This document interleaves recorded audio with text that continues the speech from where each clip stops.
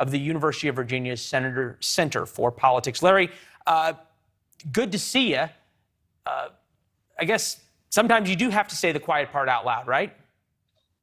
Oh, yeah. And McAuliffe has already hinted at this several times publicly.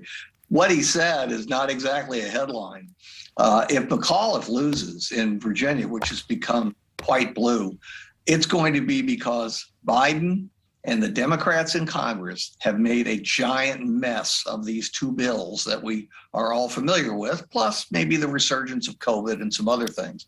But it hasn't been pretty. And they keep saying, well, this won't affect the midterms. We'll have lots of time to recover.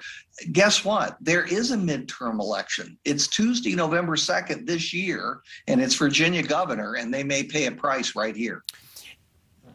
Nothing happens in a vacuum, right? And you look at the latest polling, we break it down by gender. And this probably isn't a huge surprise, but women voters favor McAuliffe and male voters favor Youngkin. But what's happening in Washington right now, at least vis-a-vis the Biden agenda, is disastrous for the president right now. If Terry McAuliffe loses and Youngkin wins, what does that do to the rest of the next 3 or 4 months for President Biden? Well, it makes them unpleasant if you can have unpleasant months being president. I mean, fair. They have lots of perks, Lee.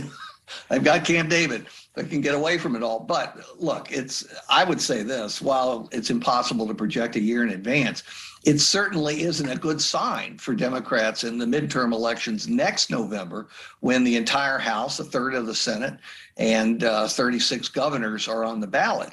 In fact, I would say probably it's going to severely damage Democratic ability to raise money. It's going to damage their fundraising. It's going to damage morale, and it's going to infect all the punditry. You know, what you and I do, what we say will be affected by this. No kidding. You're the pundit. Please, I could never dare to put myself in such a elite group of people. Just ask the questions here. One question, though, I never thought I was going to ask you a question about Taylor Swift, but I'm going to, okay? Because somehow Taylor Swift is playing a role in this election. Terry McAuliffe is now running ads saying that Youngkin tried to buy Taylor Swift's record label and keep her voice down and therefore vote for Terry McAuliffe. Now, he's gotten way more earned media out of this than what it cost him to do that, because now he's brought Taylor Swift into the whole thing. But here's a Variety reporter last night talking about the fear that Youngkin should have of the Swifties. Take a listen.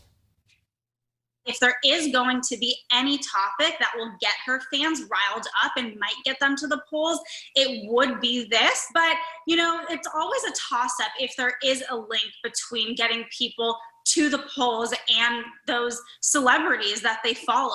Sometimes it works, but most of the times it doesn't. All right. That's the entertainment reporter. What does the director of the Virginia Center for Politics say? Well, you're asking the wrong generation, Lee. I do know who Taylor Swift is. I can't tell you much beyond that. I know she's popular with many of my students, but no, I'm sorry. On the day after the election, I really don't think we'll even be mentioning this factor one way or the other. It's an interesting little sidelight, but that's all it is. All right. A rational voice in this conversation, Larry. It's why we have you. Back to sort of where we are with this as the bellwether. How similar is what we're seeing right now in Virginia to what we saw in 2009 during the beginning of the Obama administration? Well, there are similarities in that was the last year Republicans won the governorship in Virginia. They've lost ever since. They've lost everything, Senate and president and all the rest. So if Youngkin wins, we'll obviously be comparing it to 2009 when Bob McDonnell was elected governor of Virginia. A lot of the conditions are different, but you're right to note Obama was a Democratic president, and we all know who his vice president was, Joe Biden, who's president now. Both of them were or are in their first year as president.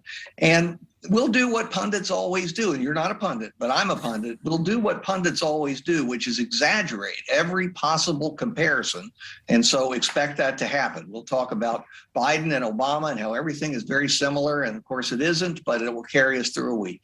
Well, Larry, we have you on because you don't exaggerate. You are the voice of sanity and reason among the craziness of politics, and you proved it once again today. It's good to see you, my friend. Wonderful, Lee. Great to see you. Good luck with the show. Thanks. All the best. Good. The CIA is making a stunning admission